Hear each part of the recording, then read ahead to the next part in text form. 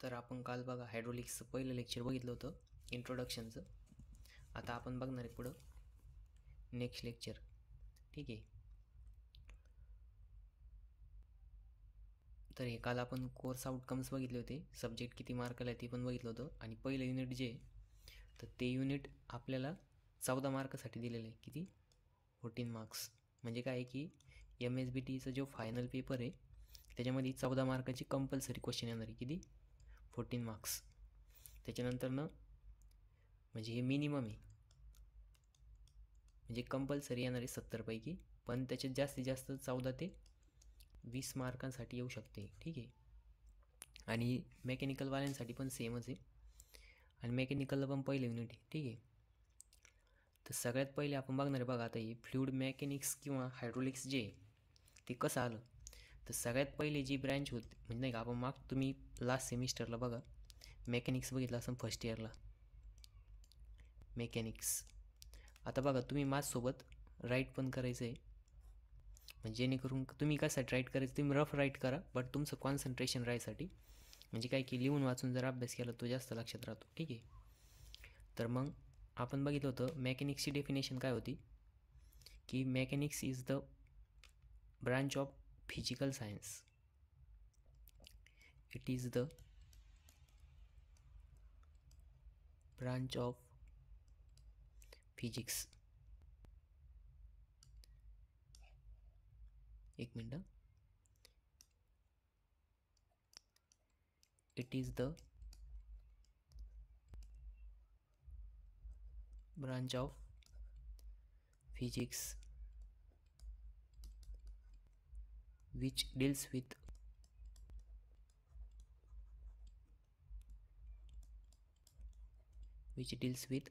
study of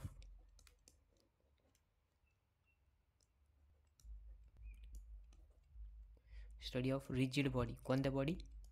rigid body. Under the action of external forces.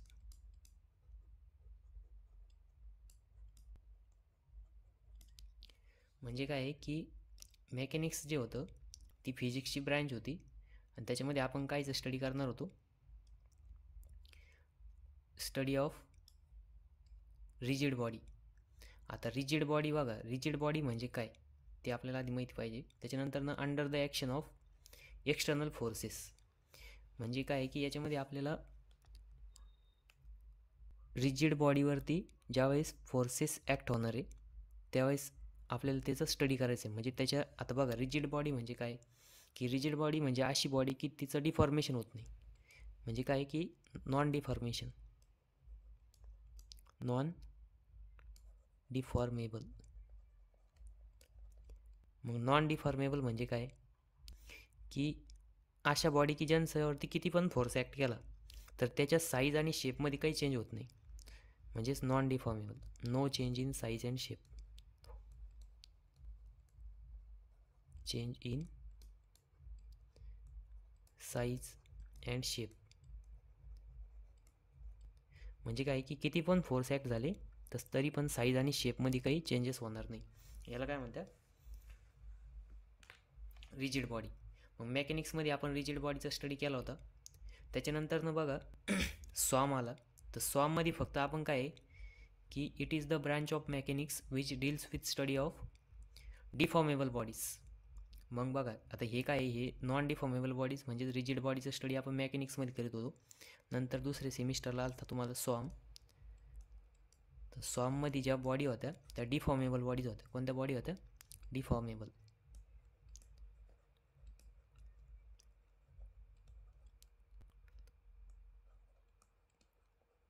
मग deformable बॉडीवरती ज्यावेळेस forces act होत्या त्यावेळेस तिच्यामध्ये साईज अँड शेपमध्ये काय चेंजेस होत्या, त्याच्या कुठल्या प्रॉपर्टीज चेंज होत्या त्या आपण स्वाममध्ये बघितल्या होत्या.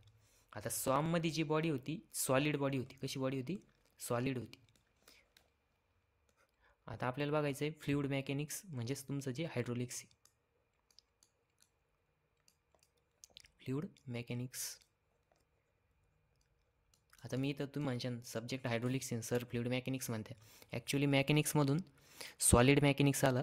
सॉलिड मेकॅनिक्स आणि फ्लुइड मेकॅनिक्स ह्या सब ब्रँचेस आहे कशाच्या, ह्या मेकॅनिक्सच्या. ठीक आहे.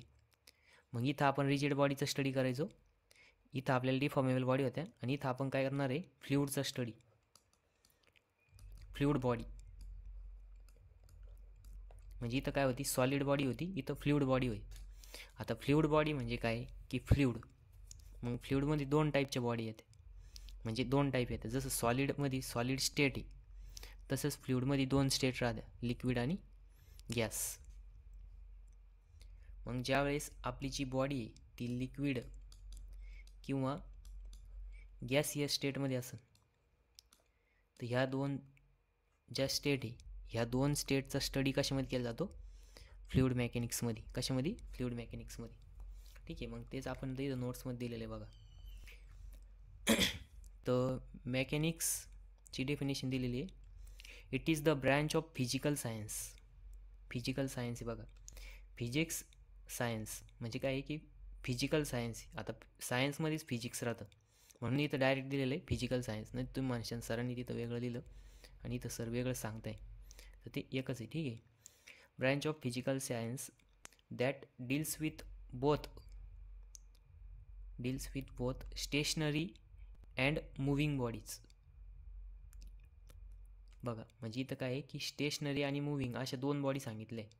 आता मी तिथं काय डेफिनेशन राहिली, it is the branch of physics with deals with study of rigid body under the action of external forces. म्हणजे इथं पण ते सेम सांगते, फक्त इथं काय केलं आहे त्यांनी दोन स्टेट सांगितले बॉडीच्या. बॉडी कोणत्या स्टेटमध्ये, तर बॉडी स्टेशनरी कंडिशनला राहील, म्हणजेच कोणती कंडिशन, रेस्ट कंडिशन. ठीक आहे. स्टेशनरी म्हणजे काय, रेस्ट आहे. आणि मूव्हिंग म्हणजे काय, डायनामिक. मूव्हिंग म्हणजे काय, डायनामिक स्टेट, डायनामिक. ठीक आहे. Under the influence of forces, म्हणजे फोर्स ॲक्ट केल्यानंतर त्याचा काय इन्फ्लुएन्स होतो त्या बॉडीवरती, ह्याचा आपण स्टडी करणार आहे मेकॅनिक्समध्ये. ठीक आहे. मग त्या मेकॅनिक्समध्ये पण दोन टाईप पडले. मग बॉडी जर स्टेशनरी असेल आणि बॉडी जर मूव्हिंगमध्ये असेल, मग बॉडी जर मूव्हिंग कंडिशनमध्ये जर असेल तर त्याला काय म्हणतात, बॉडी जर रेस्ट कंडिशनमध्ये असेल त्याला काय म्हणतात, स्टॅटिक्स. मग स्टॅटिक्समध्ये बघा, the branch of mechanics that deals with body at rest. म्हणजे काय की बॉडी ज्यावेळेस रेस्ट कंडिशनमध्ये असेल त्यावेळेस स्टॅटिक डील करेल. म्हणजेच काय की बॉडी जर रेस्ट कंडिशनमध्ये असली आणि त्याचा आपण जर स्टडी करत असो त्याला काय म्हणतात, स्टॅटिक्स म्हणतात. काय म्हणतात, स्टॅटिक्स. ठीक आहे. त्याच्यानंतर ना डायनामिक. आता डायनामिक्स काय आहे, the branch that deals with body in motion.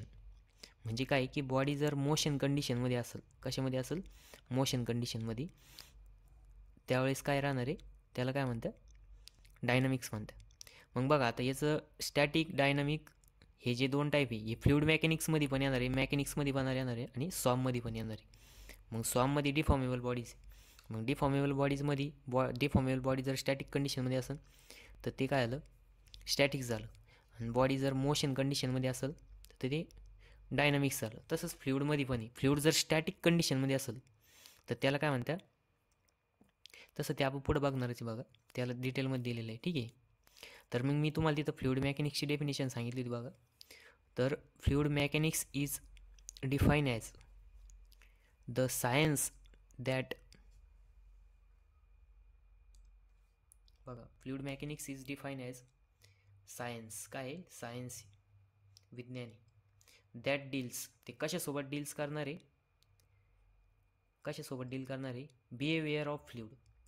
मग फ्लुइड कसं बिहेव करतं किंवा कसं वागतं, कधी जर स्टॅटिक कंडिशनमध्ये असेल, म्हणजेच कोणती, रेस्ट कंडिशन. बघा, आता इथं स्टॅटिकलाच काय म्हणताय, रेस्ट म्हणताय. म्हणजे इथं लिहून घ्या वाटलं तुम्ही, रेस्ट. आपण नाही म्हणत का मी रेस्ट करू राहिलो, रेस्ट करतो म्हणजे काय, निवांत आहे, बसलेलो आहे स्टॅटिक कंडिशनमध्ये, स्टॅटिक. ठीक आहे. तर मग बिहेवियर ऑफ फ्लुइड म्हणजे फ्लुइड कसं बिहेव करणार आहे at rest or in motion.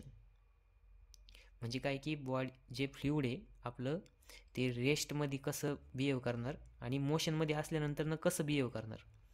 म्हणजे बघा तुम्ही आता जर सपोज मित्रांमध्ये असले त्यावेळेस कसं वागतं, आणि त्याच्यानंतर तुम्ही एखाद्या घरी असले तर कसं वागतं, याच्यामध्ये फरक आहे. तसंच मग फ्लुइड जर स्टॅटिक कंडिशनमध्ये असेल तर कसं बिहेव करतं, त्यालाच फ्लुइड स्टॅटिक म्हणतं. काय म्हणतं, म्हणजे ज्यावेळेस फ्लुइड रेस्ट कंडिशनमध्ये राहील आणि रेस्टमध्ये आपण त्याचा स्टडी करणार आहे त्यावेळेस त्याला काय म्हणणार आहे आपण, फ्लुइड स्टॅटिक.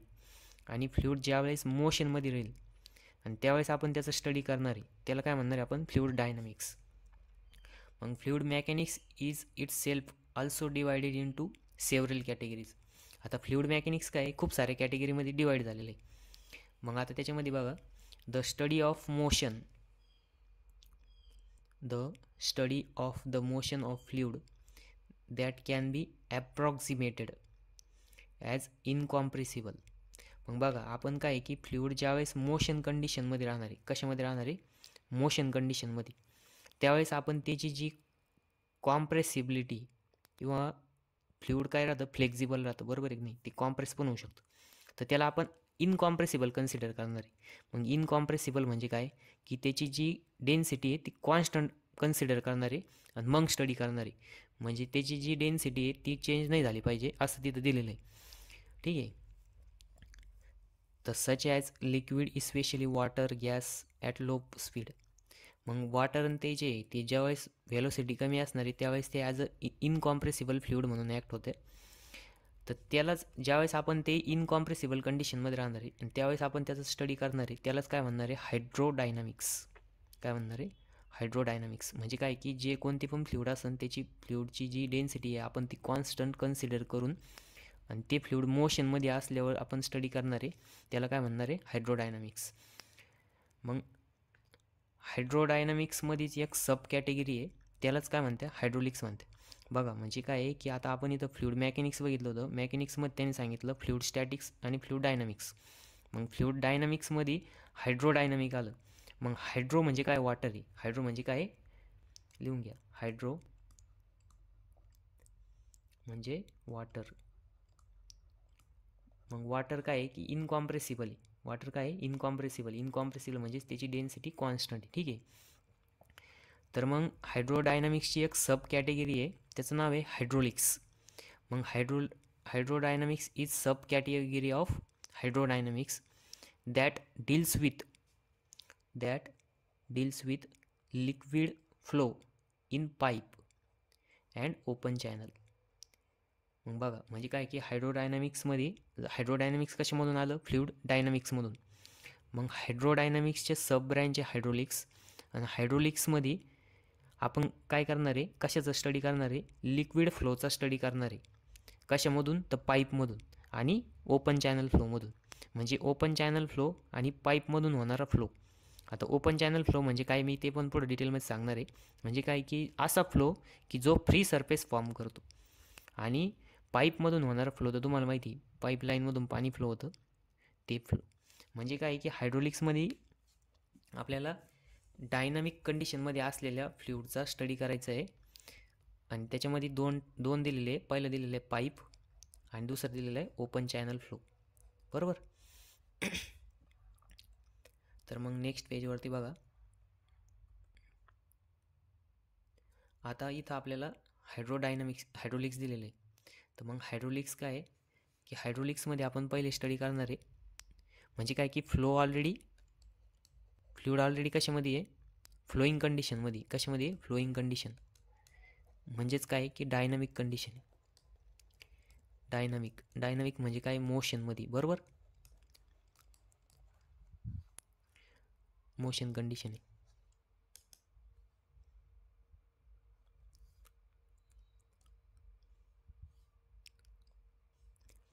फ्लुइड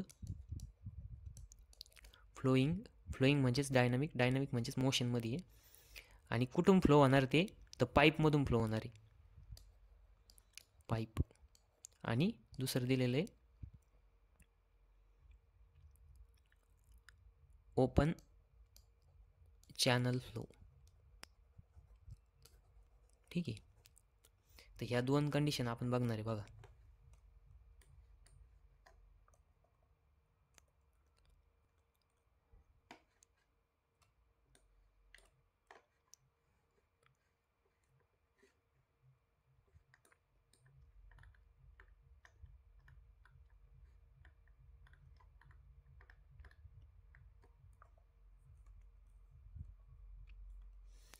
तर नेक्स्ट बघा, आता आपण ते हायड्रोलिक्स जे हायड्रोलिक्स स्पेशली आपण बघणारच आहे याच्यामध्ये, त्याचं काय टेन्शन घेऊ नका तुम्ही. तर जे हायड्रोलिक्स जे आहे, तर हायड्रोलिक्स अगेन सब कॅटेगरीमध्ये डिवाईड होतं. तर आपण ते परत डिटेलमध्ये बघू. सगळ्यात पहिले तुम्हाला आता आपण हायड्रोलिक्स हे फ्लुइड मेकॅनिक्समध्ये आलो, फ्लुइड मेकॅनिक्समधून आलेलं आहे. नेमकं फ्लुइड म्हणजे काय ते बघू. सगळ्यात बेसिक बघा आता सबस्टन्स. तर कुठला पण जो सबस्टन्स राहतो, सबस्टन्स म्हणजे काय, सबस्टन्सेस, ठीक आहे. सबस्टन्स म्हणजे एनी, आपण काय म्हणू शकतो, एखादी वस्तू किंवा पदार्थ म्हणू शकतो, ठीक आहे. तर तो जे सबस्टन्स आहे, तो सबस्टन्सच्या 3 कंडिशन आहे, 3 स्टेट आहे. काय स्टेट आहे, सबस्टन्स जनरली 3 स्टेटमध्ये राहतं. सगळ्यात पहिले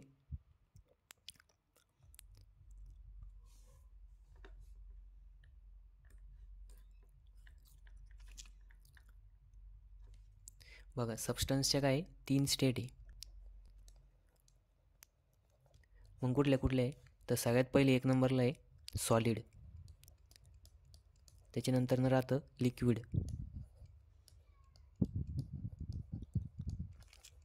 आणि 3 नंबरला आहे गॅस. आणि चौथी एक स्टेट आता नवीन इन्व्हेंट झाली, ती प्लाझ्मा आहे. तर प्लाझ्माचा आपण स्टडी करत नाही याच्यामध्ये. तर सगळ्यात पहिलं सॉलिड आहे बघा. मग तुम्ही ऑलरेडी सॉलिड मेकॅनिक्समध्ये स्टडी केलेलं आहे. तर सॉलिडमध्ये काय राहतं, सॉलिड म्हणजे काय, तर बघा इथं सॉलिडची डायग्राम दाखवलेली आहे. तर सॉलिडमध्ये जे मॉलिक्युल्स राहत्या, ते molecule are at relatively fix. म्हणजे काय की त्यांची पोझिशन एकमेकांपासून फिक्स राहते.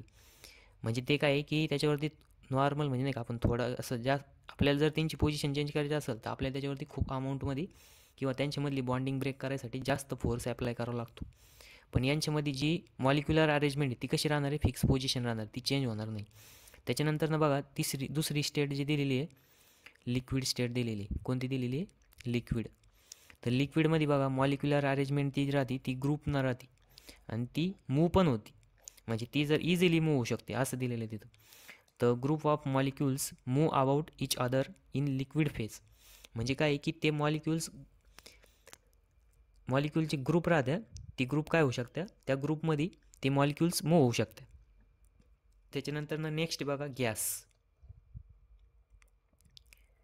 तर गॅस जो आहे, तर individual molecules move about at random.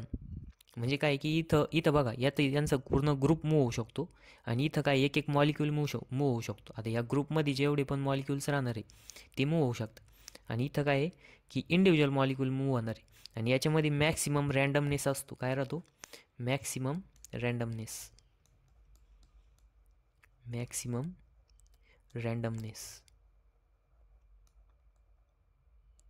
म्हणजे कुठलाच सिक्वेन्स नसतो, काही नसतो. त्याच्यानंतर मॉलिक्युलर कोलिजन्स होत राहत्या, त्याच्यामुळं मोमेंट क्रिएट होत राहते, ठीक आहे. तर ह्या सगळ्या काय आहे, 3 फेजेस आहे कशाच्या, सबस्टन्सच्या. मग त्याच्यानंतर आपल्याला बघायचं आता फ्लुइड. तर फ्लुइडमध्ये मी तुम्हाला आधी पण सांगितलं होतं बघा, लिक्विड आणि गॅस येतं, बरोबर आहे की नाही. हे दोन काय फ्लो होऊ शकते, म्हणून हे लिक्विड आणि गॅसमध्ये येते. तर आपल्याला आता फ्लुइडची डेफिनेशन बघायची. तर फ्लुइड काय आहे, फ्लुइड म्हणजे असा सबस्टन्स. मग आता बघा, सबस्टन्स तुम्हाला मी 3 सबस्टन्स सांगितले, कुठले, तर पहिलं सांगितलं सॉलिड, लिक्विड आणि गॅस. तर फ्लुइड इज द सबस्टन्स किंवा द फेज ऑफ सबस्टन्स. आपण सबस्टन्सच्या 3 स्टेट बघितल्या, 3 फेजेस बघितले. तर असा फेज विच कॅन फ्लो, म्हणजे तो काय होणार आहे, फ्लो होणार आहे. मग आता याच्यामध्ये कुठलं सॉलिड फ्लो होऊ शकतं का, त्याला आपण जर फ्लो करायचा प्रयत्न केला तर फ्लो होईल का, नाही होणार. मग सॉलिड काय फ्लुइडच्या कॅटेगरीत येत नाही. बट रिमेनिंग 2 जे राहिले बघा, आपण याच्यावरती जर एखादा नाही का, म्हणजे आता फ्लो करायचं आहे आपल्याला, बरोबर आहे की नाही.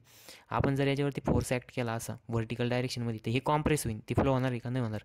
किंवा ह्या डायरेक्शनने जर असा फ्लो नाही का, म्हणजे असा फोर्स जर अप्लाय केला, शियर फोर्स म्हणू शकतो आपण याला नॉर्मल फोर्स म्हणू शकतो. तर शियर फोर्स जर केला तर हे पूर्णपणे बॉडी काय होईल, ह्या बाजूला मूव्ह होईल सगळी, बॉटमपासून टॉपपर्यंत. आणि जरी आपण फिक्स केली एक खालची साईड, समजा फ्लोच करायचं आहे आपल्याला, काय करायचं, इथं फ्लो करायचं आहे, इकडच्या बाजूने फोर्स ॲक्ट केला तर हे काय होणार आहे, जास्तीत जास्त असं होईल, बरोबर आहे की नाही, असं मूव्ह होईल. आणि परत आपण हे फोर्स काढून घेतला की परत तो त्याच्या ओरिजिनल शेपला येणार आहे, बरोबर आहे की नाही. तर हे सॉलिड आहे, म्हणजे सॉलिड काय फ्लो होऊ शकत नाही, त्याच्यामुळं ते काय फ्लुइड नाही. नंतरनं नेक्स्ट आहे लिक्विड. बघा आता लिक्विड जर आपण असं ह्याच्यात भरलं, कशामध्ये, पॉटमध्ये किंवा एखाद्या इन्स्ट्रुमेंटमध्ये, ठीक आहे. आणि जर आपण याच्यावरती असं शिअर फोर्स लावला आणि इकडच्या बाजूने काय होणार आहे, हा जो पॉट आहे हा म्हणजे नाही का खाली पडणार आहे. पडल्यानंतर नाही फ्लुइड काय होणार आहे, फॉर्म होणार आहे. म्हणजेच काय आहे की लिक्विड फ्लो होऊ शकतं. मग liquid such as water, oil, mercury, gasoline, alcohol. मग आपल्याला काय आहे की जास्त काही फ्लुइडचं म्हणजे का खूप सारे फ्लुइड आहे, पण त्याच्यामधले आपल्याला वॉटर, ऑइल, मर्क्युरी आणि गॅस यांचं जास्त स्टडी राहील आणि अल्कोहोलचं नसणार आहे. तर त्याचं काय आहे की ते एखाद्या वेळेस आपल्याला नाही का मॅनोमेट्रिक फ्लुइड म्हणून दिलेलं असू शकतं. तर त्यावेळेस त्याचा आपल्याला डेन्सिटीचा स्टडी करावा लागेल फक्त, जास्त काही नाही. तर आपल्याला जनरली एवढेच फ्लुइड स्टडी करायचे कशामध्ये, म्हणजे यांच्यावरती व्हेरियस कंडिशनमध्ये कशी बिहेव करताय याचा स्टडी करायचं आहे, ठीक आहे. आणि नंतर नेक्स्ट दिलेलं आहे गॅस. आता बघा गॅस पण फ्लो होते, गॅस पण काय होत्या, फ्लो होत्या. तर मग इथं दिलेलं आहे बघा, liquid and gas are can flow. हे दोघं काय होऊ शकतं, फ्लो होऊ शकतं. So it's come under fluid. मग हे जे दोन आहे म्हणजे काय आहे की liquid plus gas capable to flow काय होऊ शकते, फ्लो होऊ शकतं. म्हणून हे दोन कॅटेगरी काय फ्लुइड आहे. म्हणजे मग ह्या दोन कॅटेगरी कशामध्ये येत्या, फ्लुइडमध्ये येत्या. फ्लुइड,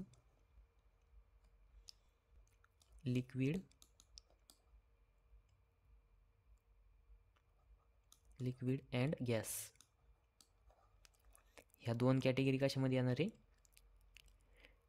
फ्लुइडमध्ये येणार आहे. मग गॅस बघा such as air, helium, hydrogen आणि स्टीम. आता बघा तुम्ही जर इथं या डायग्राम जर ऑब्झर्व केले असेल तर इथं बघा याला फ्री सरफेस फॉर्म झाला. काय झालं, फ्री फ्लॅट सरफेस फॉर्म झाला. आता लिक्विड जे आहे तर याला काय स्पेसिफाईड शेप नसतो, काय नसतो, स्पेसिफाईड शेप नसतो. आणि गॅसला पण स्पेसिफाईड शेप नसतो. आपण ज्या शेपमध्ये ते फिल करणार आहे त्या व्हॉल्यूमचा तो काय करणार आहे, शेप गेन करणार आहे. पण सॉलिडमध्ये जर तुम्ही बघितलं तर सॉलिडला एक स्पेसिफिक शेप राहतो. तुम्ही ज्या शेपमध्ये त्याला ठेवशाल त्याच शेपमध्ये राहील ते. म्हणजे तुम्ही ज्या शेपमध्ये त्याला बनवशाल तो शेप त्याचा काय राहणार आहे, फिक्स राहणार आहे, तो काही चेंज होणार नाही. पण हे जे लिक्विड आहे, आता तुम्ही बघा इथं हा अशा शेपचा पॉट होता म्हणून त्याने काय केलं, तसं शेप घेतलं. पण जर आपण त्याला वेगळ्या शेपच्या याच्यात जर ते केलं, म्हणजे नाही का वेगळ्या शेपच्या भांड्यात जर ओतलं तर ते काय होणार आहे, तसं शेप घेणार आहे. सपोज आता हा सिलेंड्रिकल शेप आहे, ह्याच्यात जर टाकलं तर ते लगेच ह्या शेपचं काय करणार आहे, असं शेपचं लिक्विड फॉर्म होणार आहे. बरोबर आहे की नाही. म्हणजे लिक्विड काय आहे की त्याचं स्पेसिफाईड शेप नाही, पण गॅसचं पण तसंच आहे. आणि गॅस इथं फ्री सरफेस फॉर्म करू शकत नाही. गॅस काही करू शकत नाही, फ्री सरफेस फॉर्म करू शकत नाही. किंवा गॅस आपण एखाद्या ओपन सिस्टीममध्ये ठेवू शकत नाही. त्याला आपल्याला काय करावं लागेल, क्लोज सिस्टीम ठेवावं लागेल. इथं पण त्याला वरतून झाकण लावावं लागेल आणि मग याच्यात गॅस फिल करावं लागेल. तेव्हा ते गॅस मॉलिक्यूल काय होईल, ह्याच्यात राहील. आता ते असं लिक्विडसारखे का राहत नाही, तर तुम्हाला मी सांगितलं बघा, त्याच्यामध्ये मॉलिक्युलर कुलिजन होतं आणि रँडमनेस जास्त राहतो. आणि मॉलिक्युलर मोमेंट असल्यामुळं काय होती, म्हणजे ज्यावेळेस त्यांचं कुलिजन होणार आहे त्यावेळेस मॉलिक्यूल एकमेकांवर आदळल्यानंतर तिथं परत त्यांच्यामध्ये कायनेटिक एनर्जी येणार आहे. म्हणजे बघा तुम्हाला जसं मी सांगितलं पहिले, बघा तुम्ही बघितलं असं न्यूटनचा third law, every action as equal in opposite reaction. ज्यावेळेस दोन मॉलिक्यूल एकमेकांना धडकणार आहे त्याच्या अपोजिट ॲक्शन होणार आहे. म्हणजे ते जेवढे स्पीडनं धडकले त्याच्या डबल स्पीडनं ते काय होणार आहे, परत रिगेन होणार आहे. आणि नंतर काय होतं, मॉलिक्यूलपासून मॉलिक्यूल लांब लांब चालले जाणार आहे आणि हा गॅस काय होईल, पूर्ण स्पेसमध्ये निघून जाईल. त्यासाठी आपल्याला इथं काय करावं लागतं, हे क्लोज करावं लागतं, तेव्हाच आपण याच्यात गॅस फिल करू शकतो. ठीक आहे. तर हे सगळे होते, म्हणजे काय की हे फ्लुइड म्हणजे की नेमकं काय की फ्लुइडमध्ये कोणते सॉलिड फेजेस आहेत, कोणत्या फेजेस आहेत त्या सबस्टन्सच्या, ते आपण बघितलं. म्हणजेच इथं ती फ्लुइडची डेफिनेशन तुमची पाठ पाहिजे, the substance which can flow असं पण म्हणू शकते. किंवा द फेज ऑफ सबस्टन्स, म्हणजे काय फेज आहे कशाचा, सबस्टन्सचा. असा फेज की ज्या फेजमध्ये ते फ्लो होतं त्यालाच काय म्हणते, फ्लुइड म्हणते. ठीक आहे. तर लिक्विड आणि गॅस हे दोन जे फेजेस आहे हे कशामध्ये येतात, फ्लुइडमध्ये येते. नेक्स्ट बघू आपण आता फ्लुइड मेकॅनिक्स. आता तुम्हाला फ्लुइड समजलं, आता फ्लुइडचं मेकॅनिक्स म्हणजे काय की सगळ्यात पहिले तुम्हाला फ्लुइड माहीत होणं इम्पॉर्टंट होतं, ठीक आहे. तर मग आपण फ्लुइड बघितलं, आता फ्लुइड मेकॅनिक्स बघायचं. तर फ्लुइड मेकॅनिक्स म्हणजे काय आहे की इथं डेफिनेशन दिली बघा मी. Fluid mechanics is define as the science. ही काय आहे? सायन्स. ही काय आहे? सायन्स. दॅट डील्स, काय करणार आहे आपण इथं, म्हणजे ते जे सायन्स आहे ते कशासोबत डील करतं? With behaviour. म्हणजे बघा बिहेवियर, फ्लुइडचं behaviour of fluid at rest. फ्लुइडचं बिहेवियर कोणत्या कंडिशनमध्ये? रेस्ट कंडिशनमध्ये आणि मोशन कंडिशनमध्ये. कशामध्ये? मोशन कंडिशनमध्ये.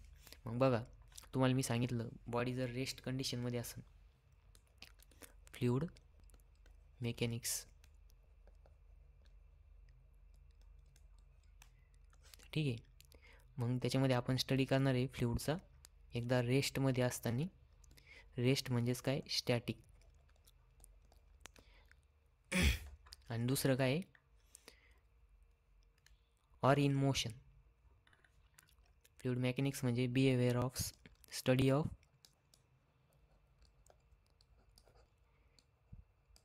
Behaviour of fluid at rest म्हणजेच स्टॅटिक. आणि दुसरं कोणतं आहे? मोशन म्हणजेच काय? डायनामिक्स.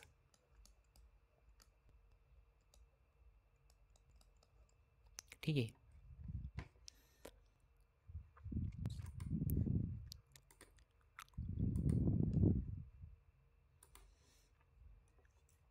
म्हणजे फ्लुइड ज्या वेळेस ते स्टॅटिक कंडिशनमध्ये राहील आणि डायनामिक कंडिशनमध्ये राहील, मग याला काय म्हणतात?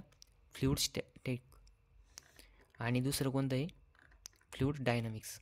मग रेस्ट कंडिशनमध्ये असेल त्यालाच काय म्हणतात आपण? Fluid static. आणि जर मोशन कंडिशनमध्ये असेल तर त्यालाच काय म्हणतात? Fluid dynamics. ठीक आहे.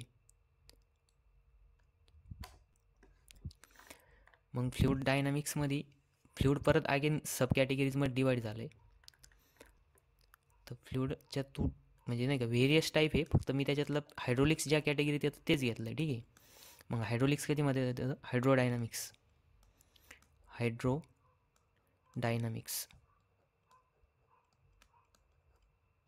ठीक आहे. मग हायड्रोडायनामिक्स म्हणजे काय? की study of motion of fluid. म्हणजे कशाचं स्टडी करायचं आहे? मोशनचा स्टडी करायचं आहे. कशाच्या मोशनचा? तर फ्लुइडच्या मोशनचा. पण कसं करायचं आहे?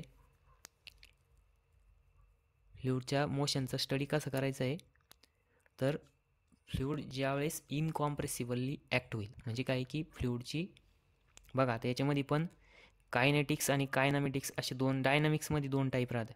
तर त्याच्यामधला कायनेटिक्स आणि कायनामेटिक्स. आता कायनामेटिक्समध्ये येतं हायड्रोडायनामिक्स. तर मग आपल्याला इथं study of motion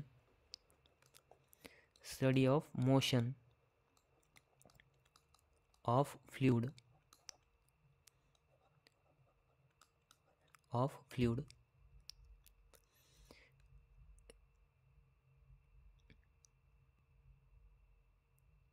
when fluid is incompressible.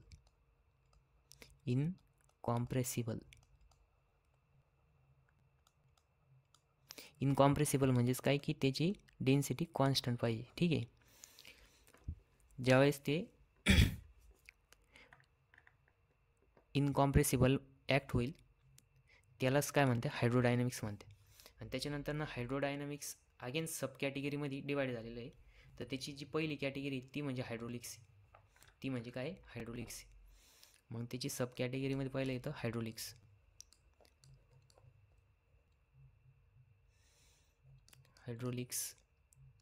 मग हायड्रोलिक्स म्हणजे काय? Study of fluid in motion. बघा स्टडी ऑफ लिक्विड फ्लो. आता बघा इथं हायड्रोलिक्समध्ये परत नुसतं लिक्विड सांगितलं, गॅस सांगितलं आहे का? नाही. म्हणजे हायड्रोलिक्स म्हणजे फक्त लिक्विडचं स्टडी.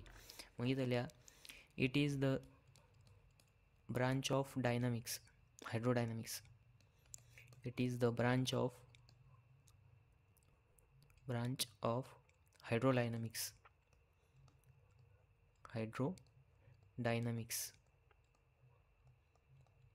which deals with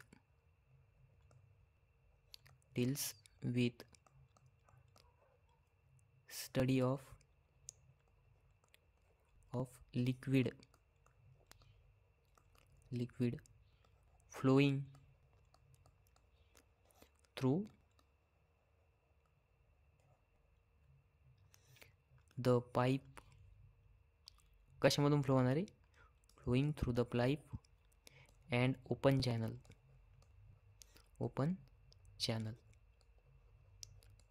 ठीक आहे. तर हायड्रोडायनामिक्सची ब्रँच आहे आणि त्याच्यामध्ये आपण स्टडी करणार आहे ज्यावेळेस फक्त लिक्विड दिलं आहे बघा, तिथं फक्त जे लिक्विड आहे. मग आता बघा फ्लुइडमध्ये दोन्ही, फ्लुइडमध्ये गॅस आणि लिक्विड दोन्ही पण येऊ शकतं, बरोबर. पण आपल्याला इथं हायड्रोलिक्समध्ये फक्त लिक्विडचं स्टडी करायचं आहे. हायड्रोलिक्स म्हणजे कशाची, म्हणजे regarding liquid flowing through pipe. कशामधून फ्लो होणार आहे? पाईपमधून आणि ओपन चॅनल फ्लोमधून.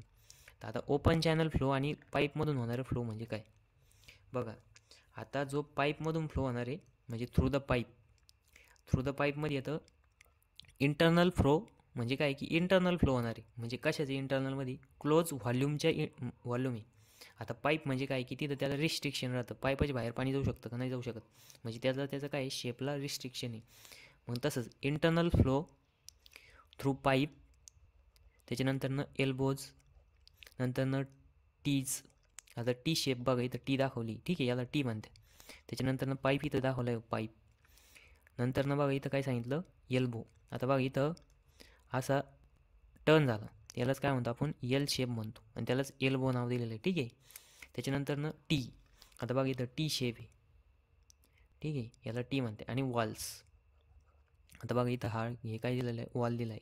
त्याच्यानंतर इथं बघा कंट्रोल वॉल आहे. हा काय आहे? Flow control wall. म्हणजे ज्या वेळेस पाणी पाईपमधून फ्लो होणार आहे, फ्लो होताना ते एल्बोमधून पास होईल, टीमधून जाईल, वॉलमधून जाईल. त्याच्यानंतरनं सडन त्याचं कॉन्ट्रॅक्शन होऊ शकतं, एक्सपान्शन होऊ शकतं. मग अशा सगळ्या गोष्टीचा स्टडी करायचा आपल्याला. त्याच्यामध्ये मग कुठले फ्रिक्शनल लॉसेस होत्या, मग हेड लॉस कोणत्या होत्या, हे सगळं फ्लो थ्रू पाईपमध्ये येतं, ठीक आहे. आणि त्याच्यानंतरनं दुसरं आहे ओपन चॅनल फ्लो. मग आता बघा ओपन चॅनल फ्लो म्हणजे काय? तर ओपन चॅनल फ्लो म्हणजे काय? एनी फ्लो, म्हणजे एनी फ्लो ऑफ लिक्विड. म्हणजे एनी फ्लो म्हणजे तुम्ही म्हणशाल गॅसचा फ्लो नाही, फक्त लिक्विडचा फ्लो विथ फ्री सरफेस. मग बघा इथं लार्ज क्वांटिटीमध्ये राहणार आहे. ज्यावेळेस लार्ज क्वांटिटीमध्ये फ्लो होणार आहे त्यावेळेस सरफेस काय करू शकतो? म्हणजे त्यावेळेसच ते लिक्विड काय करू शकतं? फ्री सरफेस फॉर्म करू शकतं. इथं काय दिलेलं आहे? Any flow of liquid with a free surface is type of open channel flow. म्हणजे काय की ज्यावेळेस लिक्विड फ्लो होतं आणि फ्री सरफेस फॉर्म करणार आहे. आता फ्री सरफेस म्हणजे काय की त्याच्या टॉप साईडला फ्लॅट सरफेस आला पाहिजे. बघा इथं जसं आपल्याला एक कॅनल राहते किंवा पाटबंधारे म्हणते बघा, तर पाटबंधाऱ्यामधून ज्यावेळेस पाणी फ्लो होतं तर हा जो आहे हा काय आहे? Free surface. काय आहे? Free surface. तुम्हाला पहिले बघा एक पॉट दाखवलं होतं असं, आणि इथं एक असं दाखवलं होतं, इथं छोटासा ट्रायंगल काढला होता, आणि यालाच काय म्हणलं होतं? फ्री सरफेस फॉर्म करतं लिक्विड. पण बघा इथं नुसतं आता हे स्टॅटिक कंडिशनमधलं फ्री सरफेस होतं, पण इथं ते काय म्हणते? फ्लोईंग कंडिशनमध्ये फ्री सरफेस फॉर्म झालं पाहिजे. काय असं झालं पाहिजे? फ्लोईंग कंडिशनमध्ये फ्री सरफेस फॉर्म झालं पाहिजे. बघा इथं फ्री सरफेस आहे, इथं फ्री सरफेस आहे. त्याच्यानंतर ना बघा ही नदी, सपोज या नदीतून काय होतं? वॉटर फ्लो होतं आहे, इथं पण फ्री सरफेस फॉर्म केला आहे बघा. मग जिथं फ्री सरफेस फ्लोईंग कंडिशनमध्ये फॉर्म होणार आहे लिक्विडचा, त्याला काय म्हणायचं? ओपन चॅनल फ्लो म्हणायचं. काय म्हणायचं? ओपन चॅनल फ्लो, ठीक आहे. मग हे ओपन चॅनल फ्लोचं पण एक युनिट आहे सेपरेट, शेवटचं युनिट आहे, तुम्हाला मी सांगितलं होतं. तर मग हे सगळं हायड्रोलिक्सच्या कॅटेगरीमध्ये येतं. म्हणजे काय की जनरली सिव्हिलच्या पॉईंट ऑफ व्ह्यूनं फ्लो थ्रू पाईप आणि ओपन चॅनल फ्लोवरती मॅक्सिमम तुमचं फ्लुइड मेकॅनिक्स राहणार आहे, ठीक आहे. तर मग ते जे ओपन चॅनल फ्लो आणि फ्लो थ्रू पाईप, आता हे डायरेक्ट तर तुम्हाला देऊ शकत नाही स्टडी करायला. मग तुम्ही म्हणशाल सर ही पहिली युनिट कशाला दिली? तर पहिली युनिट काय आहे की त्याच्यासाठी ओपन चॅनल फ्लोचा स्टडी करायसाठी तुम्हाला पहिले सगळ्यात फ्लुइडच्या प्रॉपर्टीज, फ्लुइडचं बेसिक माहिती पाहिजे. मग आता इथं पाईपमधून फ्लो होतं. इथं पाईपमधून फ्लो होतं आणि प्रेशर एक्झर्ट होतं. मग प्रेशर माहीत पाहिजे. मग प्रेशर कसं मेजर केलं जातं, त्याच्यानंतरनं प्रेशर मेजर करताना कुठले कुठले इन्स्ट्रुमेंट यूज करतात, त्याच्यामध्ये काय मेकॅनिक्स राहतं, या सगळ्या गोष्टीचं स्टडी करायचं पहिले आपल्याला. पहिलं युनिट आहे प्रेशर मेजरमेंट, ठीक आहे. आणि नंतरनं मग तुमचं युनिट राहील तिसरं किंवा चौथं. मग बघा आता ज्यावेळेस पाईपमधून फ्लो होतो किंवा ह्या ओपन चॅनलमधून फ्लो होतो, आता जसं आपले पार्ट वगैरे जे राहतं, तर मग इथं फ्लोचे पण वेगवेगळे टाईप आहे. म्हणजे जसं बघा आता फ्लो ज्यावेळेस होतो तर त्यावेळेस काय फ्लो होताना पण वेगवेगळ्या टाईपचे फ्लो राहत्या. मग पाणी फास्ट फ्लो होतं, त्याच्यानंतरनं पाणी स्टेडी फ्लो होतं. नंतरनं आता सपोज नाही का वॉटर आहे, वॉटरची डेन्सिटी जनरली कॉन्स्टंट राहते. पण अशी काही लिक्विड राहील त्यांची डेन्सिटी फ्लो होताना कॉन्स्टंट नाही राहणार आहे. मग ती इट मे बी व्हॅरी होऊ शकते. मग ते कोणत्या कॅटेगरीमध्ये येतं. मग हे असं सगळे बेसिक थिंग्स माहिती पाहिजे. तर पहिलं युनिट प्रेशर मेजरमेंट दिलेलं आहे आणि त्याच्यामध्ये आपल्याला पहिले प्रॉपर्टीज ऑफ फ्लुइड माहिती पाहिजे. मग प्रेशर मेजर करण्यासाठी फ्लुइडच्या कुठल्या कुठल्या प्रॉपर्टी तुम्हाला माहीत पाहिजे. त्याच्यानंतरनं फ्लुइड फ्लो होत आणि फ्लुइडला एक व्हिस्कॉसिटी राहते, म्हणजे काय की रेजिस्टन्स प्रोव्हाइड करते फ्लो होण्यासाठी.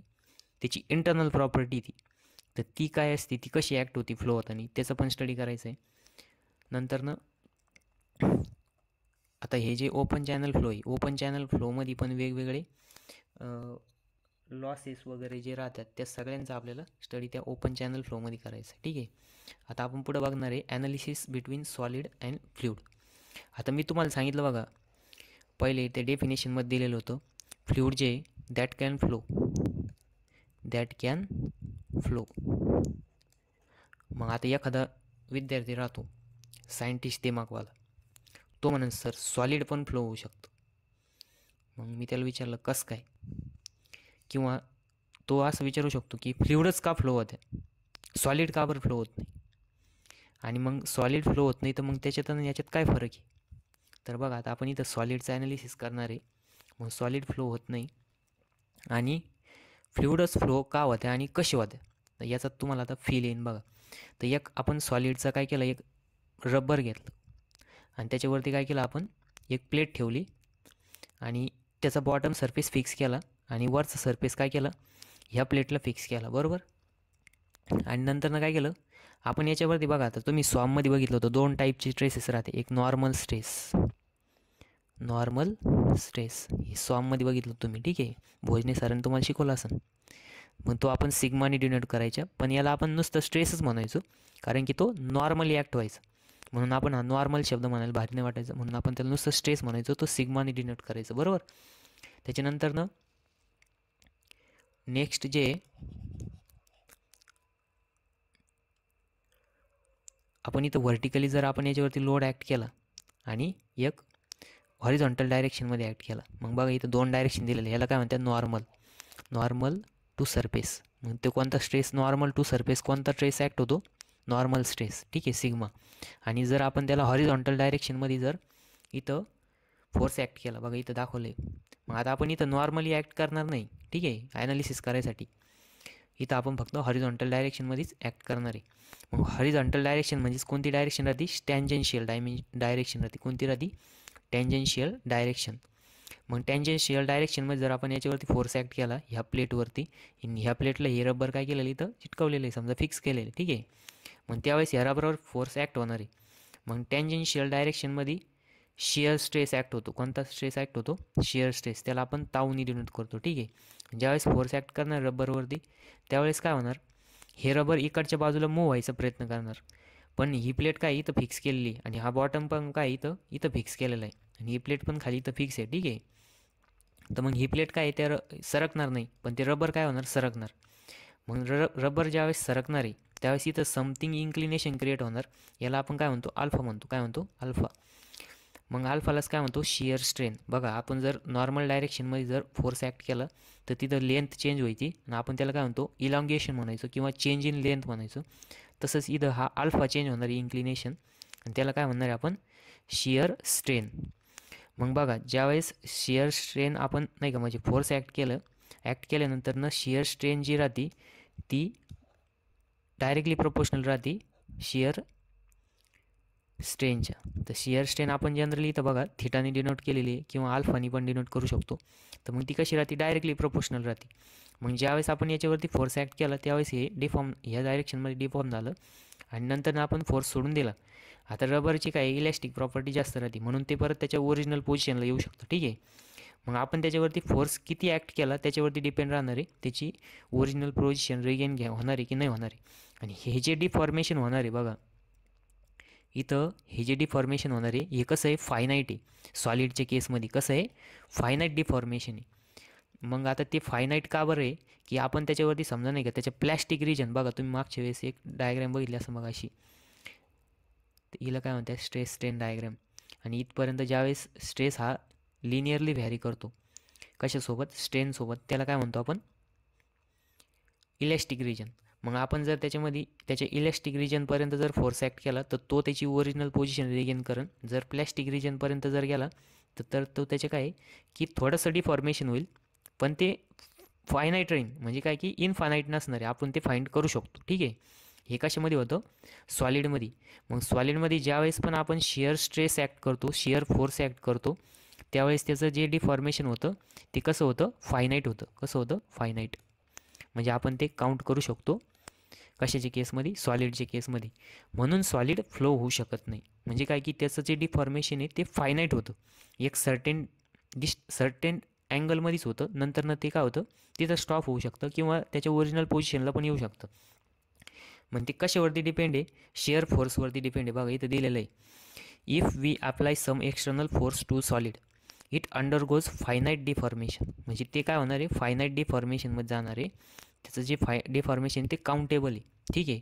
त्याच्यानंतर तो ब्रेक पण होऊ शकतो, डायरेक्ट काय होणार आहे, ब्रेक पण होऊ शकतो. कारण त्याची जर स्ट्रेन जेवढी तेवढं तो सस्टेन करेल, नंतर डायरेक्ट ब्रेक होईल. आणि नंतर नाही दिलेलं बघा, solid shear stress is directly proportional. आता बघा इथं थोडंसं ई झालं आहे, इथं थिटा करायचं. ठीक आहे, किंवा अल्फा करा. Shear stress is directly proportional to shear strain. ठीक आहे. मग इथं दिलेलं बघा दी थिटा म्हणजे काय, फायनाईट डिफॉर्मेशन किंवा फायनाईट शिअर स्ट्रेन, त्याला दोन नाव आहे. ठीक आहे. मग ताऊ म्हणजे काय, शिअर स्ट्रेस आहे. ताऊ म्हणजे काय, शिअर स्ट्रेस. Shear stress. आणि दी थिटा म्हणजे काय, शिअर स्ट्रेन. Shear strain. ठीक आहे.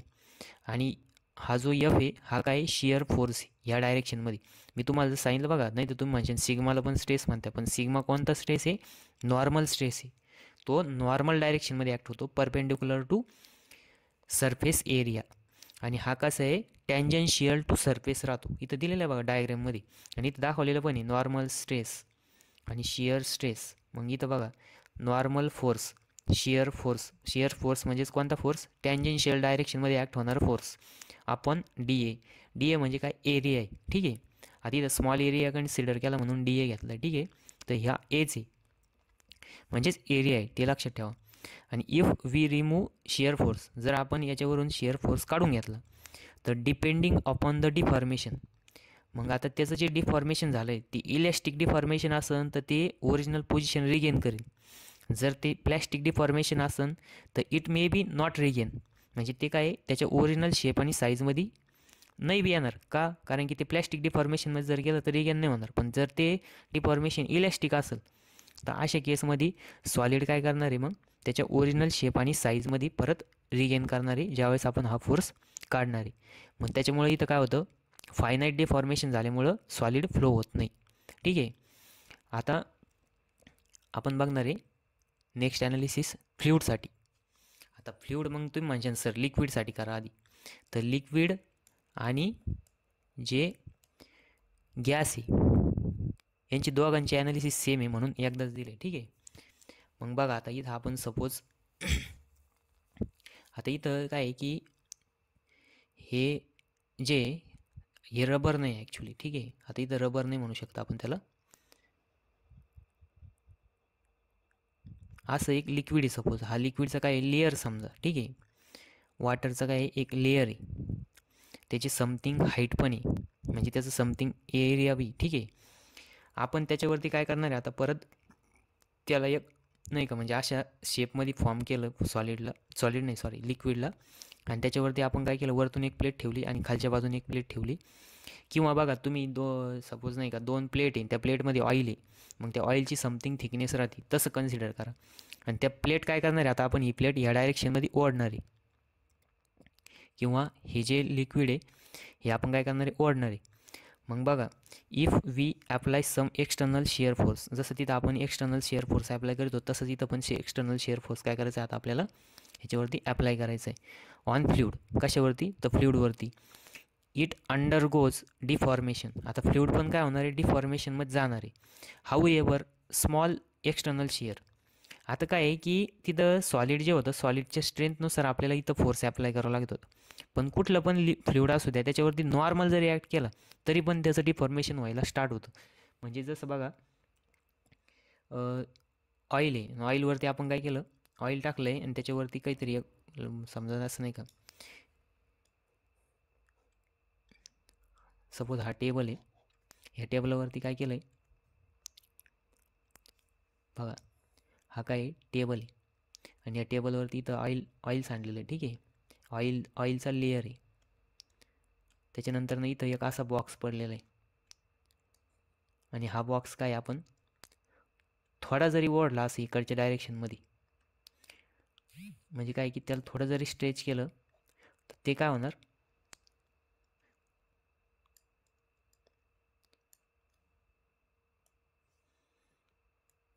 असं फोर्स ॲक्ट केला तर ऑटोमॅटिक काय होणार, नॉर्मल जरी फोर्स लावला तरी ते काय होणार, मूव व्हायला स्टार्ट होणार, ठीक आहे. मग तशी सेम कंडिशन इथं. तर मग काय आहे की स्मॉल शेअर फोर्स म्हणजे त्याच्यावरती ॲक्ट केलं तर ते काय होऊ राहिलं, कंटिन्युअस डिफॉर्मेशन व्हायला स्टार्ट होऊ राहिलं. म्हणजे हे जे फ्लुइड आहे हे काय आहे, कंटिन्युअस डिफॉर्मेशन होतं आहे त्याचं. म्हणजे ते डिफॉर्मेशन काही थांबत नाही किंवा ते आपण मोजू शकत नाही. आणि ते जे कंटिन्युअस होणारं डिफॉर्मेशन आहे त्यालाच काय म्हणते, फ्लो म्हणते. म्हणजे फ्लुइडमध्ये बघा, ज्यावेळेस आपण स्मॉल एक्सटर्नल फोर्स म्हणजे एकदम निग्लिजिबल एक्सटर्नल शिअर फोर्स जर ॲक्ट केला तर त्याचं डिफॉर्मेशन व्हायला स्टार्ट होतं. आणि shear force may be this continuous deformation is non as flow. मग आता बघा, स्मॉल शिअर फोर्स ॲक्ट झाला आणि ते लगेच काय व्हायला लागलं, फ्लो व्हायला स्टार्ट व्हायला लागलं. मग आता बघा, तुम्ही सपोज नाही का एखादा ग्लास आहे आणि या ग्लासमध्ये काय वॉटर आहे, ठीक आहे.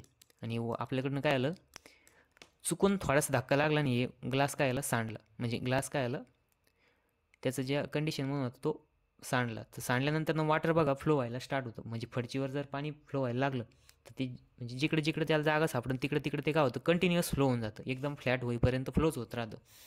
मग ते काय आहे की ती टेंडन्सी म्हणजे म्हणजे बघा, आपण ग्लासवरती फोर्स ॲक्ट केला, फोर्स ॲक्ट झाल्यामुळं काय झालं, ग्लास काय झालं, सांडला. म्हणजे एक प्रकारे आपण ग्लासला काय केलं, टेंजेन्शियल डायरेक्शनमध्ये, म्हणजे इथं सपोज बघा टेंजेन्शियल डायरेक्शनमध्ये फोर्स ॲक्ट केला आणि फोर्स ॲक्ट तो कसा झाला, शिअर फोर्स आहे. आणि तो काय ग्लास काना व्हायला थोडंसं नॉर्मल जरी धक्का लागला तरी पण काना होऊन जातो. म्हणजेच काय की निग्लिजिबल शेअर फोर्स आहे. कोणता फोर्स आहे, निग्लिजिबल शेअर फोर्स. आणि ते नंतर ते वॉटर काय कंटिन्युअसली डिफॉर्म होत गेलं आणि ते कंटिन्युअस डिफॉर्मेशन म्हणजेच काय, फ्लो आहे, ठीक आहे. म्हणजे तुम्हाला जर विचारलं कोणा की फ्लुइड कसं काय फ्लो होतं, तर त्याला काय सांगायचं, कंटिन्युअस डिफॉर्मेशन होतं आणि त्यालाच काय म्हणतो आपण, फ्लो म्हणतो. मग इथं बघा फ्लुइडच्या केसमध्ये, मग फ्लुइडच्या केसमध्ये जो ताऊ आहे, tau is directly proportional to D theta by D T. मग आता D theta by D T काय भानगडी, तुम्ही म्हणशाल सर पहिले तर तुम्ही नुसतं डी थिटा घेतला होता आणि तिथं टायमिंग नव्हता घेतला. मग आता इथं डी थिटा, थिटा म्हणजे काय आहे की डिफॉर्मेशन आहे, काय आहे, डिफॉर्मेशन आहे. मग बघा, ज्यावेळेस वॉटर सांडणार आहे एक्झॅक्ट, ज्यावेळेस त्याचं इथं काय होणार आहे, कानं होणार आहे, त्यावेळेस त्याची व्हॅलोसिटी कशी राहणार आहे, जास्त राहणार आहे ज्यावेळेस ते स्टार्टिंगला राहणार आहे. पण ज्यावेळेस ते थोडं पसरत जाणार आहे, नंतर काय होणार आहे, त्याची व्हॅलोसिटी कमी होणार आहे विथ रिस्पेक्ट टू टाईम. म्हणजे त्याचं डिफॉर्मेशन काय होणार आहे, कमी कमी होत जाणार आहे. नंतर एका स्टेटला काय होणार, ते स्टॅटिक कंडिशनमध्ये येणार आहे. कशामध्ये येणार आहे, स्टॅटिक कंडिशनमध्ये.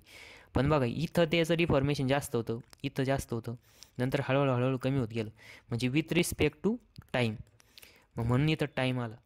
मग आता जिथं टाईम आला त्याला काय म्हणतात, डिफॉर्मेशन रेट म्हणतात. जसं तुम्ही आता बघा काय म्हणते याला, D theta by D T, याला काय म्हणतात, रेट ऑफ चेंज ऑफ, बरोबर ना.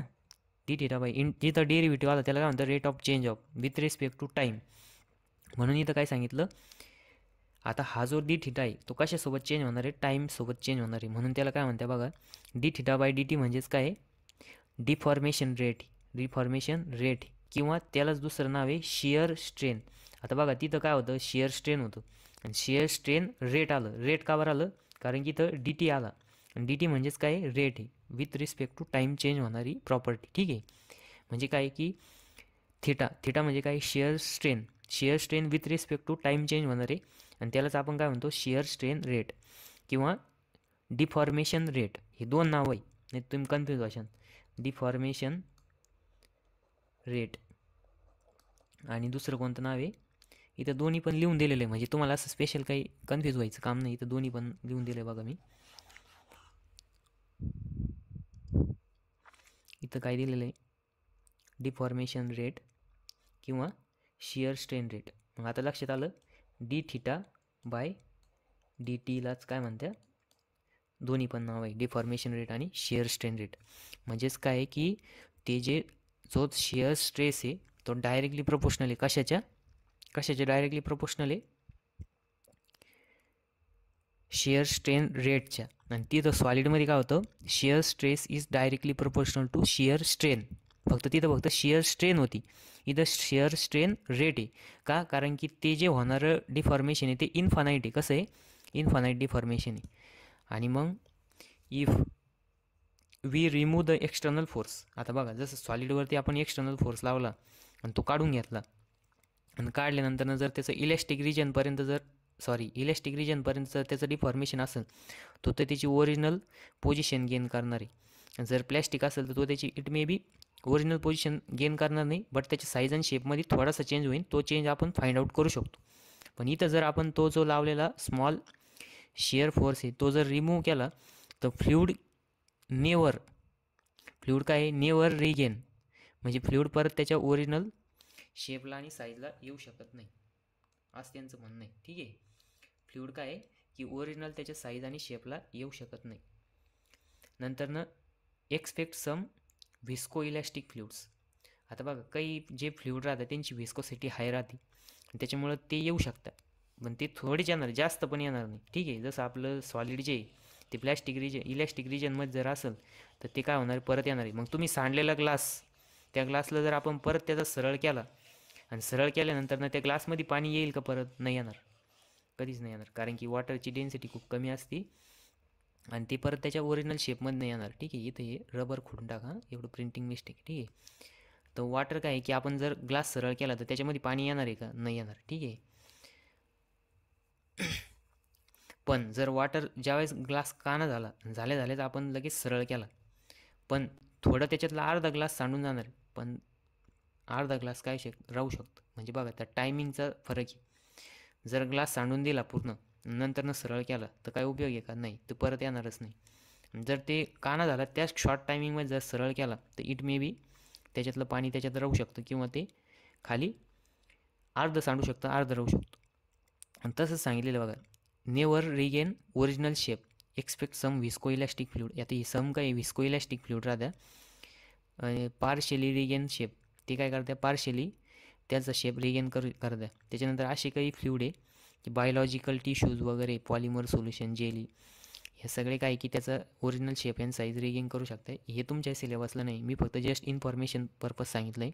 फक्त तुम्ही काय करायचं, ह्या शेपपर्यंतच स्टडी करा. ह्या शेवटच्या 2 लाईन आहे का, ह्या लाईन तुमच्यासाठी नाही. ठीक आहे, तुम्ही ज्यावेळेस डीपमध्ये स्टडी करशाल त्यावेळेस, पण हायड्रोलिक्समध्ये याचा स्टडी नाही. ठीक आहे, तर मग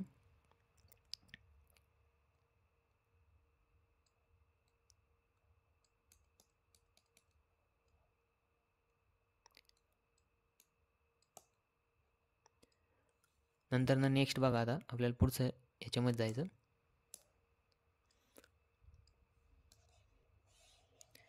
तर मग तुम्हाला समजलं ना फ्लुइड आणि सॉलिडमध्ये काय फरक आहे. सॉलिडमध्ये काय होतं, फायनाईट डिफॉर्मेशन होतं आणि फ्लुइडमध्ये इनफायनाईट डिफॉर्मेशन होतं. डिफॉर्मेशन रेट राहतो, सॉलिडमध्ये डिफॉर्मेशन राहतं आणि इथं काय राहतो, डिफॉर्मेशन रेट राहतो with respect to time change होतो. आणि डिफॉर्मेशन रेटलाच आपण काय म्हणतो, ह्या डिफॉर्मेशन रेटमुळेच काय होतं, फ्लो होतं. फ्लो म्हणजे काय की ते डिफॉर्मेशन कंटिन्युअस होत जातं. म्हणजे त्याच्यावरती काय आहे, डझंट मॅटर फोर्स किती अप्लाय झाला, त्याला नॉर्मल जरी शिअर फोर्स ॲक्ट झाला की फ्लुइड फ्लो व्हायला स्टार्ट झालं. म्हणजे नॉर्मल जरी शिअर फोर्स त्याच्यावरती ॲक्ट झाला की डिफॉर्मेशन कसं होणार आहे, इनफानाईट होणार आहे. म्हणून याला काय इनफानाईट डिफॉर्मेशनलाच काय म्हणतात, फ्लुइड फ्लो म्हणतात. ठीक आहे. मग आता तुम्हाला समजलं फ्लुइड फ्लो कसं काय होतं. तर कसं काय होतं, त्याच्यात जर थोडा जरी त्याला शिअर फोर्स ॲक्ट झाला की त्याचं डिफॉर्मेशन व्हायला सुरुवात होती आणि ते कंटिन्युअस डिफॉर्मेशन होत राहतं. त्या डिफॉर्मेशनला काही लिमिटच नाही, म्हणून त्याला काय म्हणतात, फ्लुइड म्हणतात. ते फ्लो होतं. ठीक आहे. आता नेक्स्ट बघा, हे तुम्हाला मोअर सर्कल होतं. तर हे काय तुम्हाला म्हणजे नाही का तुमच्या सिलेबसला पण नाही, पण तुम्हाला जस्ट एक माहिती पाहिजे म्हणून मी दिलेलं आहे. तर ज्यावेळेस सॉलिडमध्ये नाही का, म्हणजे सॉलिड ज्यावेळेस रेस्टमध्ये राहतं आणि सॉलिड काय आहे, कॅपेबल राहतं शिअर स्ट्रेसला रेजिस्ट करण्यासाठी. पण फ्लुइड काय आहे, fluid is cannot capable to resist shear stress.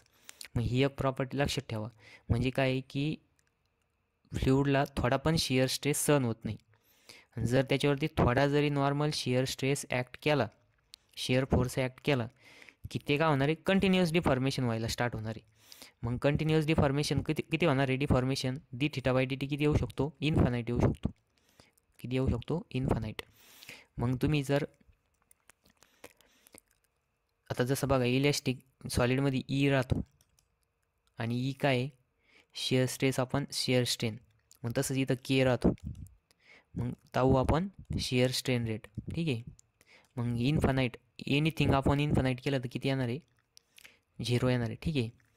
तर मग आपण बघा इथं मोअर सर्कल बघितले, तुम्ही सॉममध्ये बघितलं असेल मोअर सर्कल, किंवा तुमच्या सिलेबसला नसणार आहे ते. आणि जरी नसलं तर तुम्ही डिग्रीला ज्यावेळेस जाशाल त्यावेळेस तुम्ही तिथं मोअर सर्कलचं स्टडी करावं लागेल तुम्हाला सॉममध्ये डिटेलमध्ये. तर मोअर सर्कलची जी डायग्रॅम आहे ती बघा. इथं मोअर सर्कल म्हणजे काय आहे की ताऊ आणि सिग्माचं रिलेशन आहे. मग बघा आता जे फ्लुइड आहे, फ्लुइड नॉर्मल स्ट्रेस सस्टेन करू शकतं. काय करू शकतं, नॉर्मल स्ट्रेस सस्टेन करू शकतं, म्हणजे सिग्मा त्याच्यामध्ये येऊ शकतो. मग ते पण सिग्माचं येतो आहे, त्याच्यामुळे बघा सिग्माचं काय, इथं 2 ॲक्सिस, इकडे निगेटिव्ह इकडे पॉझिटिव्ह आहे. आणि ज्यावेळेस आपण एखाद्या फ्लुइडवर जर नॉर्मल फोर्स ॲक्ट केला तर ते कॉम्प्रेस होतं. काय होतं, कॉम्प्रेस होतं. म्हणून तिथं बघा त्याची जी कॉम्प्रेसिबल नेचरमध्ये म्हणजे, तर त्याच्यामुळं तिथं ते सिग्माचा जो ॲक्सिस आहे ते करस्पॉन्ड करतो एक्स ॲक्सिसला. तर निगेटिव्हमध्ये येतं, डॉट येतो फक्त. आणि फ्लुइडमध्ये ताऊ 0 राहतं, एवढं लक्षात ठेवा.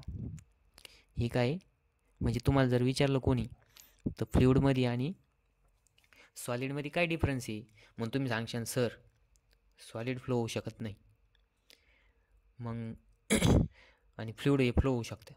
मग एखाद्या एक्झामिनर जर म्हणला किंवा ओरलला तुम्हाला विचारलं मग फ्लुइड कसं काय फ्लो होऊ शकत नाही, ते सॉलिड कसं काय फ्लो होऊ शकत नाही, तर मग सॉलिडमध्ये काय आहे की जे होणारं शिअर स्ट्रेसमुळं, शिअर फोर्समुळं होणारं डिफॉर्मेशन फायनाईट राहतं, म्हणून ते फ्लो होऊ शकत नाही. आणि फ्लुइडमध्ये नॉर्मल शिअर फोर्समुळं होणारं डिफॉर्मेशन इनफानाईट राहतं, म्हणून तिथं शिअर स्ट्रेस हा 0 राहतो, त्याच्यामुळं ते फ्लो होतं. मग इथं मोअर सर्कल बघा, मोअर सर्कलचा डॉट येतो फक्त. आणि इथं सॉलिडच्या केसमध्ये मोअर सर्कल आता ते ताऊ आणि सिग्माच्या वरती डिपेंड आहे. मग त्याची रेडियस कुणीकडे येणार, हा ताऊ जर पॉझिटिव्ह आला तर वरती राहील, निगेटिव्ह आला तर खाली राहील, प्लस मायनस आला तर दोन्ही बाजूला राहील. सिग्मा जर निगेटिव्ह आला तर फक्त निगेटिव्ह साईडला राहील, पॉझिटिव्ह आला तर पॉझिटिव्ह साईडला राहील. आणि प्लस मायनस दोन्ही जर आला म्हणजे हा सिग्मा आहे, हा ताऊ आहे. ताऊ जर प्लस मायनस आला तर अप अँड डाऊन ॲक्सिसवर कुठं पण राहू शकतं. किंवा सिग्मा जो आहे तो प्लस मायनस राहू शकतो, म्हणजे मायनस साईडला असेल तर मायनस राहील, प्लस राहील, दोन्हीकडे बी राहू शकतो. ठीक आहे. सॉलिडच्या केसमध्ये it may be depend upon solid. आणि फ्लुइडच्या केसमध्ये मात्र जो नॉर्मल स्ट्रेस जो आहे, नॉर्मल स्ट्रेस हा निगेटिव्ह राहतो, कारण की ते कॉम्प्रेसिव्ह नेचरमध्ये राहतं. कसं राहतं, कॉम्प्रेसिव्ह नेचर. आणि जर टेन्साईल नेचर असेल तर प्लसमध्ये राहील, पण प्लसमध्ये नसतंच. त्याच्यानंतरनं जो ताऊ आहे, ताऊ तर डायरेक्ट आपला 0च आहे फ्लुइडमध्ये. ठीक आहे. फ्लुइडमध्ये 0 असल्यामुळं ह्या व्हर्टिकल ॲक्सिसवर काहीच येणार नाही. मग इथं हायड्रोस्टॅटिक कंडिशनमध्ये मोअर सर्कल ही डॉट राहतं. हे तुमच्या पेपरला येणार नाही, पण तुम्ही ज्यावेळेस सिव्हिलमध्ये गव्हर्नमेंटचे एक्झाम देशाल आणि जिथं हायड्रोलिक्स येणार आहे, मग अशा केसमध्ये हा प्रश्न येऊ शकतो. ठीक आहे. तर तुम्हाला जस्ट एक इन्फॉर्मेशन दिली. मग आपण बघितलं होतं बघा आता लिक्विड. आता लिक्विड आणि गॅस हे फ्लुइडच्या कॅटेगरीमध्ये येते, बरोबर आहे की नाही. कशामध्ये येत्या, फ्लुइडमध्ये येत्या.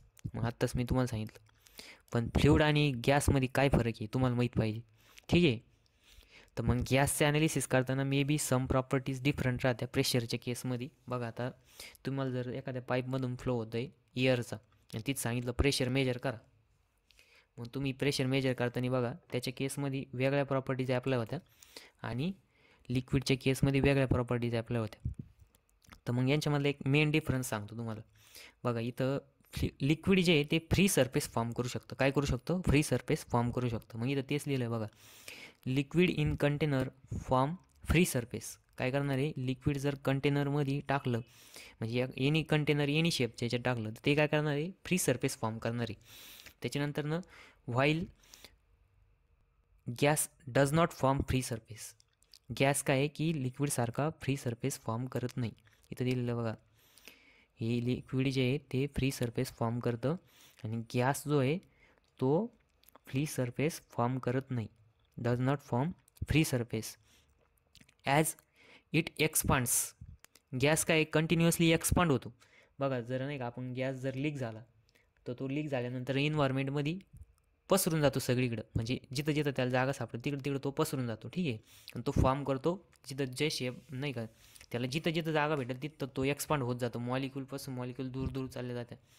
त्याच्यानंतर त्याचं कॉन्सन्ट्रेशन पण झिरो होऊन जातं. बघा गॅस सिलेंडर आहे, घरामध्ये जर गॅस लीक झाला नंतर ते सांगत्या दरवाजी खिडकी उघडी करून द्यायच्या, जेणेकरून गॅस काय होईल, हवेत निघून जाईल.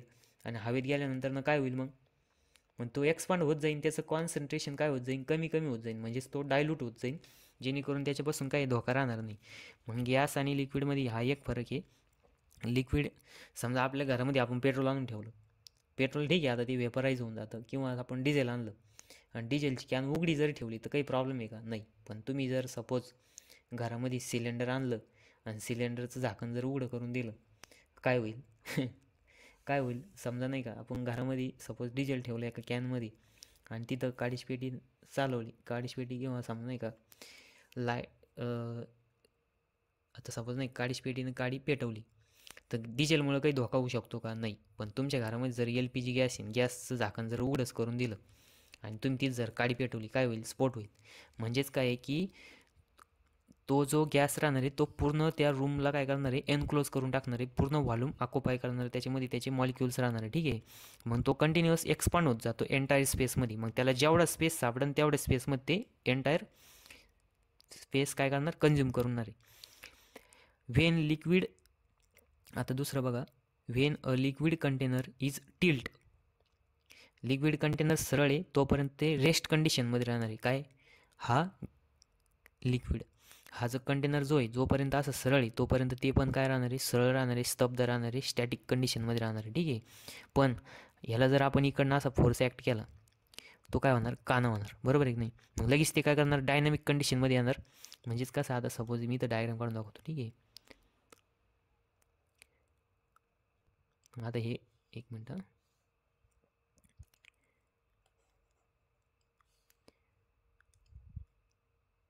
हे काय होणार, लगेच कंटेनर असं कानं होणार आणि तो जो फ्री सरफेस आहे तो पण असा फॉर्म होणार, ठीक आहे. मग असं नाही होणार ते तू म्हणशान हे कानं केलं सर हे असंच राहिलं पाहिजे, असं राहतं का? ते नाही राहत. ते काय होतं, पॅरललच क्रिएट होतं. कसं होतं, पॅरलल क्रिएट होतं.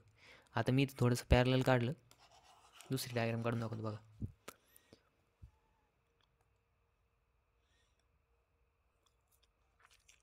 ठीक आहे.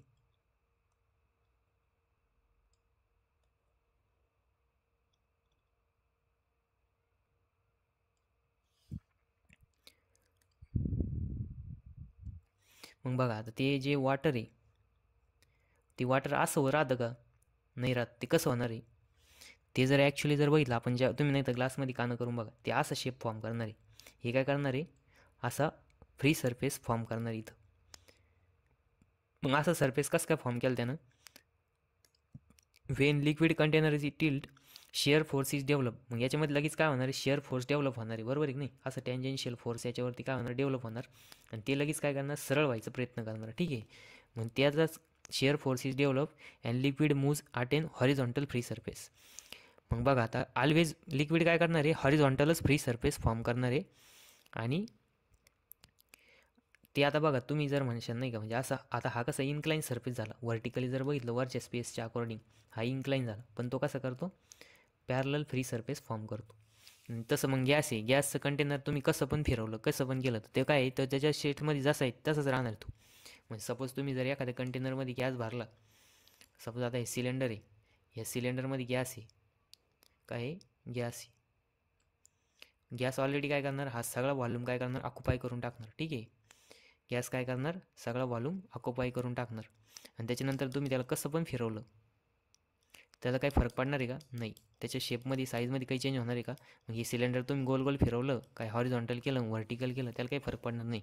पण लिक्विड जर तुम्ही एखाद्या भांड्यात भरला, म्हणजे नाही का, सपोज एखाद्या बॉटलमध्ये भरलं आणि ती जर तुम्ही का तिरकी वगैरे जशी जशी फिरवशाल तशी, पण ते ऑलवेज काय करणार, स्पेससोबत फ्री सरफेस फॉर्म करणार, हॉरिझॉन्टली फ्री सरफेस फॉर्म करणार. ह्या फरक कशाचा आहे, लिक्विड आणि गॅसचा आहे. ठीक आहे, आता नेक्स्ट याच्यामध्ये आपण बघू ॲप्लिकेशन्स किंवा ॲप्लिकेशन्स. बघा आता फ्लुइडचे ॲप्लिकेशन कुठं कुठं आहे, तर ॲप्लिकेशन बघा आता या डॅममधून काय होतं आहे, वॉटर फ्लो होतं आहे. त्याच्यानंतरनं याच्यामध्ये काय आहे की जे आपलं समुद्र आहे, समुद्रामधून शिप फ्लो होती. त्याच्यानंतरनं समुद्रामध्ये बघा सबमरीन्स राहत्या, काय राहत्या, सबमरीन्सचा पण स्टडी कशामध्ये येतो, फ्लुइड. म्हणजे नाही का, ज्यावेळेस सबमरीन डिझाईन करायची राहते त्यावेळेस पण आपल्याला फ्लुइडचा स्टडी करावं लागतं, त्याच्यावरती ॲक्ट होणारे प्रेशर्स वगैरे, मग त्याच्यानुसार त्याची डिझाईन बनवली जाते. नंतर बघा ह्या पवनचक्क्या ज्या राहत्या तिथं विंड फ्लो होतो, मग विंडची स्ट्रीमची व्हॅलोसिटी, मग त्याच्यापासून किती पॉवर जनरेट होऊ शकते, मग त्याचा सगळा स्टडी कशामध्ये येतो, फ्लुइड मेकॅनिक्समध्येच येतो. नंतर पाईपमधून फ्लो होणारा जो फ्लो आहे तो हायड्रोलिक्समध्ये येतो. मग याच्यामध्ये कोणते कोणते लॉसेस होत्या ते पण ॲप्लिकेशन कशाचं आहे, फ्लुइड मेकॅनिक्समध्येच. त्याच्यानंतर इथं बघा ही व्हेरियस ट्यूब्स वगैरे दिलेले आहे, प्रेशर मेजरमेंट वगैरे केलं जातं इंडस्ट्रीमध्ये.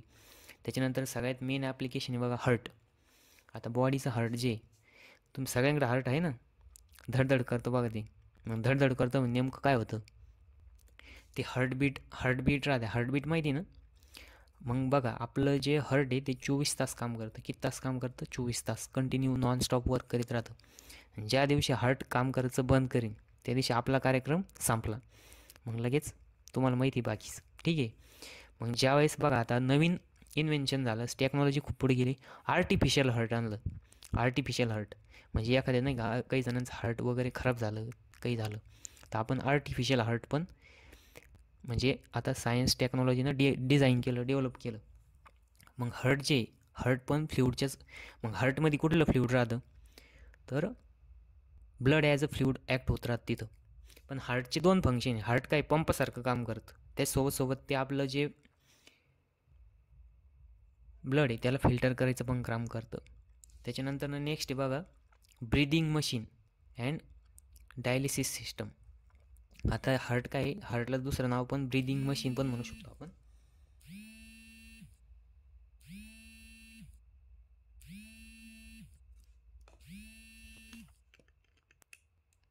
ठीक आहे, ब्रीदिंग मशीन पण म्हणतात. त्याच्यानंतर designing of fluid carrying containers म्हणजे डॅम्स. आता बघा जे डॅम राहत्या, मग डॅमची डिझाईन कशी बनवली जाते, डॅमची वॉल कशी बनवली पाहिजे. त्याच्यानंतर डॅमचं मग नंतर नाही का, म्हणजे डॅम बघा एका बाजूने मोठी वॉल राहते, एक बाजूने असा सरफेस दिलेला राहतो. मग ती डॅमचं डिझाईन पण कशामध्ये येते, त्याचं हे कशाचं ॲप्लिकेशन आहे, डॅमचं डिझाईन आपल्या हायड्रोलिक्सचं ॲप्लिकेशन आहे, फ्लुइड मेकॅनिक्सचं ॲप्लिकेशन आहे. त्याच्यानंतर equilibrium of completely submerge bodies. मी तुम्हाला सबमरीन्स दाखवले बघा, सबमरीन्स कशा वर्क करत्या, मग त्याच्यावरती वॉटरमध्ये कुठले कुठले फोर्सेस ॲक्ट होते, मग वॉटरमुळे कुठले फोर्सेस ॲक्ट होते, या सगळ्या स्टडी कशामध्ये येतो ते पण त्याचं ॲप्लिकेशन आहे. त्याच्यानंतर तिसरं आहे बघा selection of pump for water supplying through the irrigation pipeline. आता हे प्युअर हायड्रोलिक्सच्या रिगार्डिंग ॲप्लिकेशन आहे बघा. म्हणजे बघा आपण जर पाईपलाईन आहे, आता बघा शेतामध्ये पण पाईपलाईन राहते, आपल्याला 4-5 हजार किलोमीटर किंवा 4-5 हजार किलोमीटर लांब एवढी नाही डिझाईन करणार आपण, पण 5-6 किलोमीटरची जर पाईपलाईन डिझाईन करायची असेल, मग आपण तिथं विचार करतो बघा आपली पाईपलाईन 5 किलोमीटर आहे, मग 5 किलोमीटर, मग आपण 7.5ची मोटर घेतली पाहिजे, 5ची मोटर घेतली पाहिजे. आता 7.5ची मोटर नाही, ॲक्च्युली पंप येतो, पण आपण त्याला इकडं गावाच्या भाषेत काय म्हणतो त्याला, मोटर म्हणतो. ठीक आहे, तर मग ॲक्च्युली मोटार ही HP ची राहते आणि त्याला कनेक्टेड हा पंप राहतो. मग तो जो पंप आहे तो कोणता घेतला पाहिजे हे कशावरती डिपेंड आहे, त्या पाईपलाईनचं अंतर किती आहे त्याच्यावरती डिपेंड आहे. मग ती चढाला आहे की उताराला आहे त्याच्यावरती पण डिपेंड राहतं. इरिगेशन पाईप फ्लो, ठीक आहे. त्याच्यानंतर डिझाईन ऑफ एअरक्राफ्ट. आता एअरक्राफ्ट म्हणजे काय, एरोप्लेनमध्ये बघा त्याची मोठी विंग्स दिलेले राहते तर ती विंग्सचं डिझाईन कसं केलं पाहिजे. त्याच्यानंतर रेसिंग कार.